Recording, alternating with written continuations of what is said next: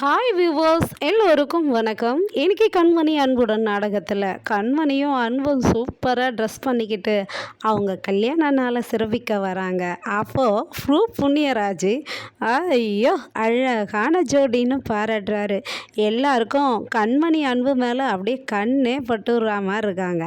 அப்போ உடனே அவங்கள கேக் வெட்ட சொல்கிறாங்க. கேக்கும் வெட்டுறாங்க. கண்மணியும் அன்பும் எப்படி இந்த விழா செலப்ரேஷன்லாம் பண்ணீங்க அப்படின்னு கேட்குறாங்க. உடனே கார்த்தி எல்லாம் ஏன் ஐடியா தான் அப்படின்னு சொல்கிறாரு. உடனே பவி சொல்கிறாங்க, ஏய் உன் ஐடியா மட்டுமா, நாங்களும் எல்லாரும் சேர்ந்து தானே இதை செய்தோம் அப்படின்றாங்க. இருந்தாலும் இந்த ஐடியா கொடுத்தது நான் தானே அப்படின்றாரு கார்த்திகை. அப்புறம் சந்தோஷமாக கேக் வெட்டி ஒருத்தருக்கு ஒருத்தர் கேக் ஓட்ட சொல்கிறாங்க. இந்த புண்ணியராஜ் இன்ஸ்பெக்டர் இருக்கிறாருங்க, அன்னைக்கு பீச்சில் பார்த்தாரு, அப்படியே விட்டுட்டு போக வேண்டியது தானே. அதை விட்டுட்டு இந்த ஃபேமிலியோட வந்து இவங்க உண்மையான புருஷன் பொண்டாட்டியான்னு எப்போ பாரு சோதிச்சுக்கிட்டே இருந்து அந்த ஃபேமிலியில் ஒருத்தர் ஃப்ரெண்ட் ஆகிட்டார். அதனால் அவரை வச்சு தான் இந்த விழாவையே சிறப்பிக்கிறாங்க. அப்போ அவர் என்ன பண்ணுறாருன்னா, என்ன கேக்கு வெட்டிட்டீங்க, ஒருத்தருக்கு ஒருத்தர் எடுத்து கேக்கை ஊட்டிக்கோங்க அப்படின்றாங்க. அப்புறம் கேக்கையும் ஊட்டுறாங்க.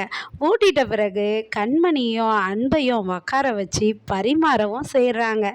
நல்ல விருந்து சாப்பாடுங்க. சாப்பிட்டுட்டே இருக்கும்போது அன்பு கூடவும் கண்மணி கூடவும் அந்த ரெஸ்டாரண்ட்டில் வேலை செஞ்ச செப்புங்கெல்லாம் அங்கே தான் குடியிருக்காங்க. அவங்களா என்ன இந்த வீட்டில் ஒரே சீரியல் செட்டுலாம் போட்டு ஒரே ஆர்ப்பாட்டமாக விழா ஃபங்க்ஷன் போல் பண்ணுறாங்களே, ஏதோ ஃபங்க்ஷனோ அப்படின்னு பேசிக்கிறாங்க, என்ன ஃபங்க்ஷனாக இருக்கும்னு. ஆனால் அவங்களுக்கு கண்மணியும் அன்பும் புருஷன் பொண்டாட்டின்ற கதையே தெரியாதுங்க. பேசிக்கிட்டே இருக்கும்போது ஒருத்தர் சொல்கிறாரு, நான் இந்த ஏரியா கவுன்சிலர் தான், அதனால் தெரியும் எனக்கு கவுன்சிலர், அதனால் நம்ம உள்ளே போய் கூட பார்க்கலாம் அப்படின்னு உள்ளே வராங்க. என்னங்க உங்கள் வீட்டில் ஃபங்க்ஷனான்னு கார்த்தியை கேட்குறாங்க. கார்த்தி என்ன பண்ணுறாருன்னா, அவங்கள உள்ளே விடாமல் அப்படியே மழிப்பு பேசி அப்படியே வெளியேனே நிற்க வச்சிட்ருக்கிறாரு. ஆமாம், எங்கள் வீட்டில் ஃபங்க்ஷன் தான், ஆனால் வந்து எங்களுக்கு கல்யாண நாள் அப்படின்னு கார்த்தி சொல்கிறாரு. என்னங்க உங்களுக்கு கல்யாண நாள்னா நீங்கள் வெளியே இருக்கீங்க அப்படின்னு கேட்குறாங்க.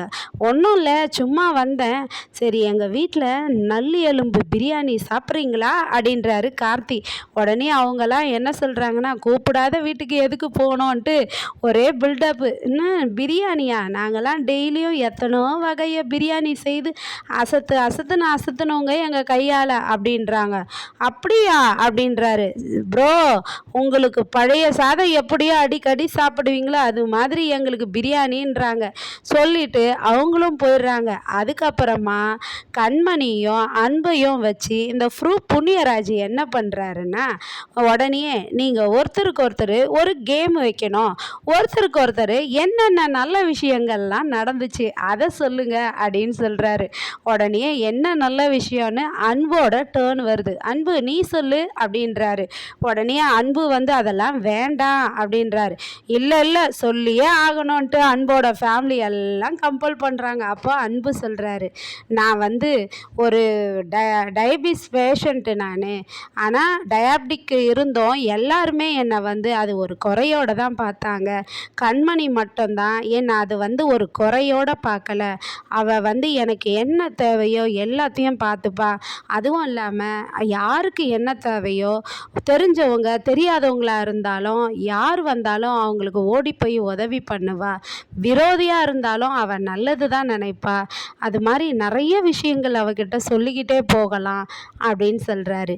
அதுக்கப்புறம் அந்த புண்ணியராஜ், கண்மணி இப்போ உன்னோட டர்ன், நீ சொல்லு பார்க்கலாம் அப்படின்றாரு. அப்போ வந்து கண்மணி சொல்கிறாங்க, நான் வந்து ஒரு சாதாரண குடும்பத்தில் பிறந்த பொண்ணு தான், நாங்கள் ஏழை, அதுவும் இல்லாமல் நான் ஒரு சைக்கிளில் இடியாப்பம் விற்று தான் எங்கள் குடும்பத்தை ஓட்டிக்கிட்டு இருந்தோம்.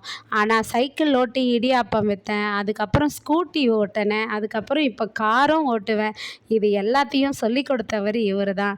இன்னும் எனக்கு எல்லா விஷயங்களையும் இங்கிலீஷ் தெரியாமல் இருந்தேன், அதெல்லாம் சொல்லி கொடுத்தவர் இவர் தான்.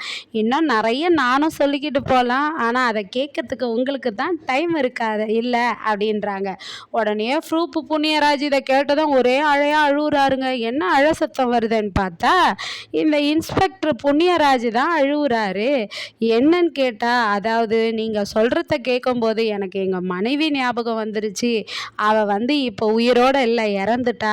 அவள் உயிரோடு இருக்கும்போது நான் அவளை புரிஞ்சு வாழவே இல்லை. இப்போது நான் ஒன்றும் அவள் ஞாபகம் வந்து அவள் பண்ணதெல்லாம் நினச்சி பார்க்குறேன். ஆனால் இப்போ நினச்சி பார்த்து என்ன பிரயோஜனம்? நீங்கள் 2 பேரும் உங்கள் வாழ்க்கையை சொல்லி என் ஒய்ஃபை ஞாபகப்படுத்திட்டீங்க அப்படின்னு அழுகுறாருங்க. உடனே அன்பும் கண்மணியும் ஒருத்தருக்கு ஒருத்தர் லுக்கு விடுறாங்கங்க. இவங்களுக்குள்ள என்ன தோணி எப்போ சேர போகிறாங்கன்ற தொடர மீண்டும் காத்திருப்போம். நன்றி, பாய்.